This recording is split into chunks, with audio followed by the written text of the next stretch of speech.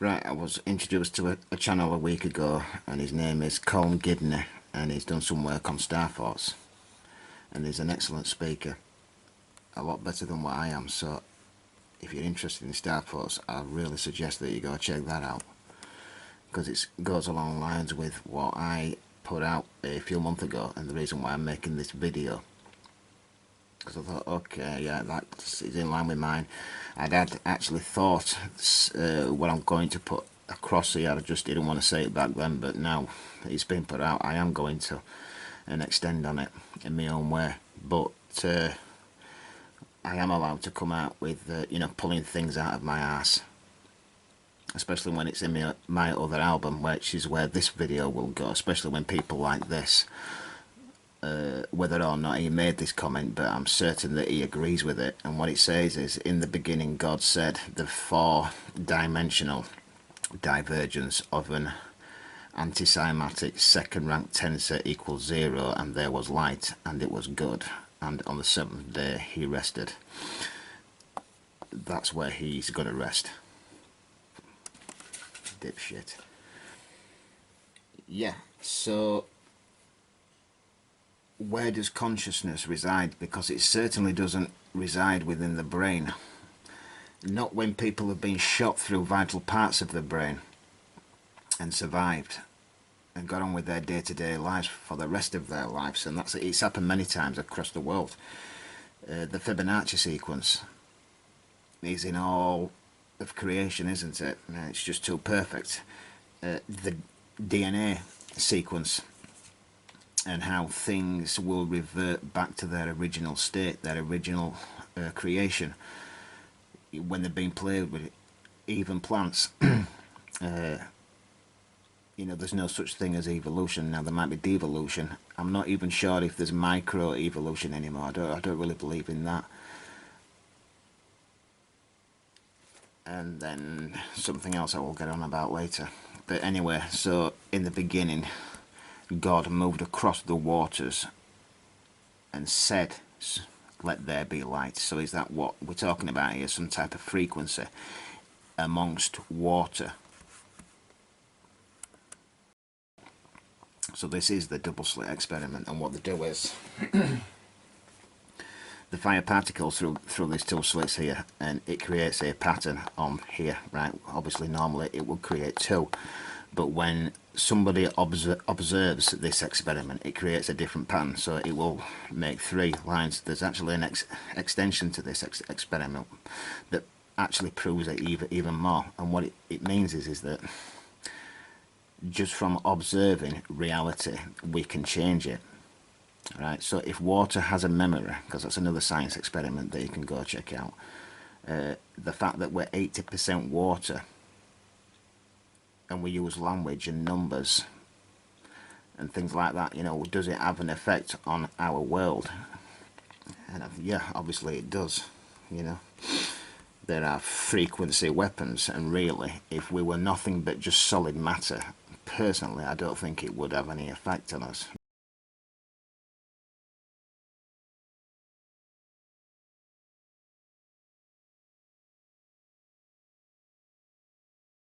Anyway, the video's about Star Force, and Colm Gibney actually goes on Google Earth and layers these over modern maps and maps them out and shows you that these things were mapped out precisely, and that they've just been built upon.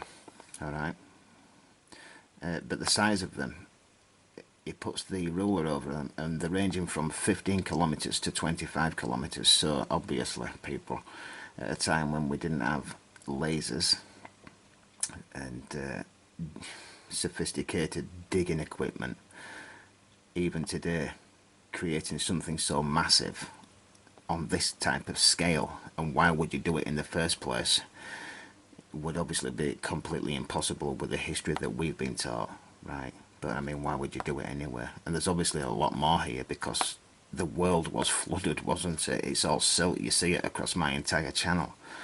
So just how much is here, really? So I mean, are we looking at something natural here? something like water crystals, and when you play sound through water crystals, like I will show you in a second.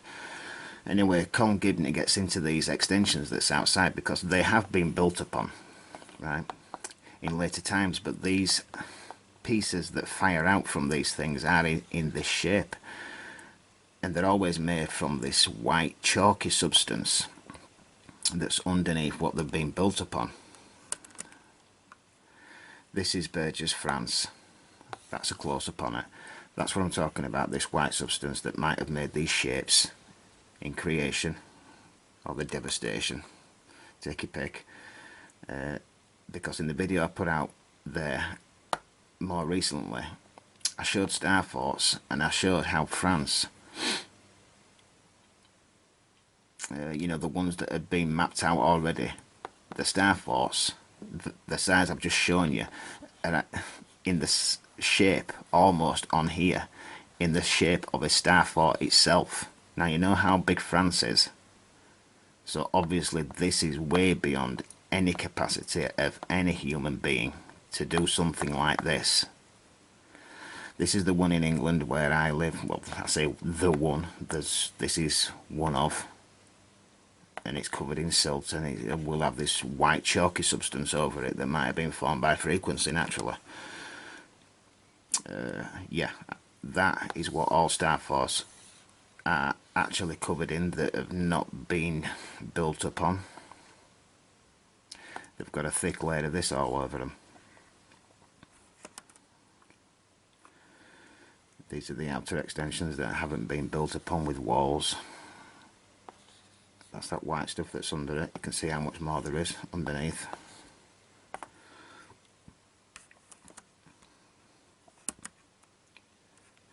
Anyway, I had the idea that maybe these star fort shapes are actually on top of, you know, the basalt formation, the hexagonal basalt formations, that maybe that was something that were created via frequency.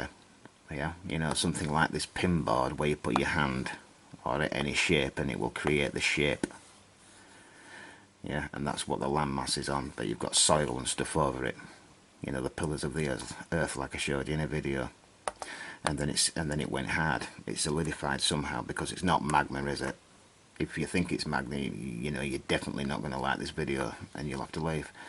This is what I'm talking about, this stuff. That's the Giant's Causeway, and you know, these hexagonal shapes are all in nature, aren't they, in beehives and in plants, which were obviously created via frequency. You know, some type of matrix. I'm not talking about a computer program. I'm talking about like a consciousness somewhere else interacting with this, whatever this is. You know, we're just trained to see things like we do, yeah. But you know, we're not made out of this stuff. It's something else. We just see it this way, is what I'm getting at. And just because I put this tree in an early video, and hundreds of people have since, these shapes here are not hexagonal. They're just splinters from a tree, because yeah, I think it used to be a tree, right? But this is not part of what I was just showing you. Nor is it probably made from the same substance, but there's some science here for those that, you know, just like anything coming out of a white coat.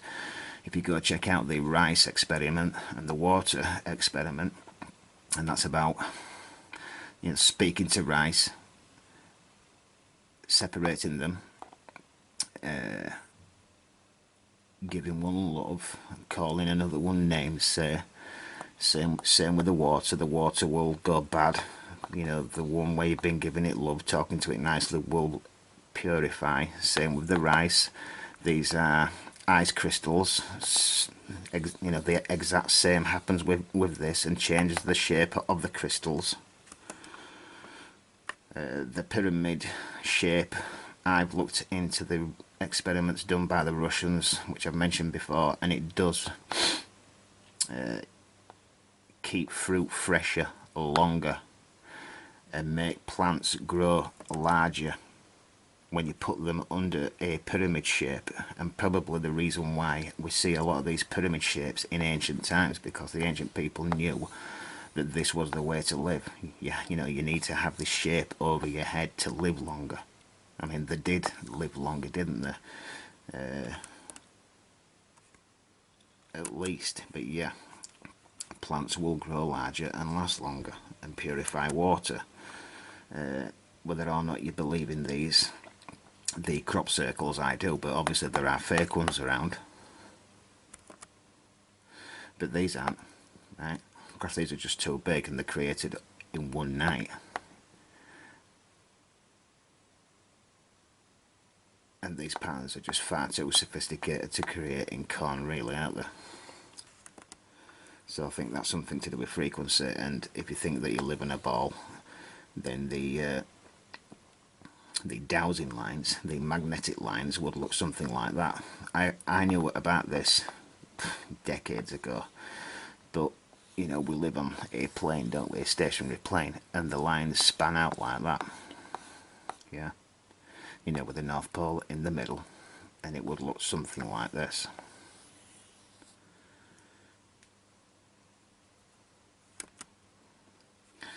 Yes, so Ezekiel's wheel. Now, I've never told you about this before, but I did have a UFO experience. I don't know, what was it now, about 6 years ago. And it was because I asked for some type of confirmation of seeing a UFO, right, when I was still, you know, looking into the graduated animal farm stuff.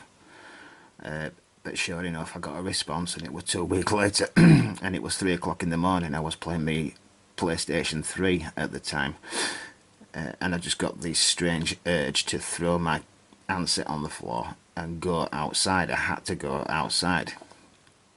Anyway, I walked outside, there was nothing there. I turned around and there was this type of thing about 50 yards away above a neighbour's house. As soon as I turned around and looked at it, it started rising into the sky, and as it rose, it was bright red, actually, something like that. And yeah, something in the centre. But anyway, it started turning orange, yellow, white, and when it got to the clouds, it vanished. I was just about to turn away, thinking, yeah, okay, what a Chinese lantern. But, you know, really inside my head, I thought, no way. And then all of a sudden, I saw a huge black disc, which I thought that this thing must have gone into, and what it was a disc, but it was cut down the centre. It was 2 halves of a circle. I could see the stars through the middle, and it was moving directly, and I mean directly, over my head. There were no lights on it, no sound. I watched it fly off into distance and away, right? So that's my one and only experience. I didn't need another one.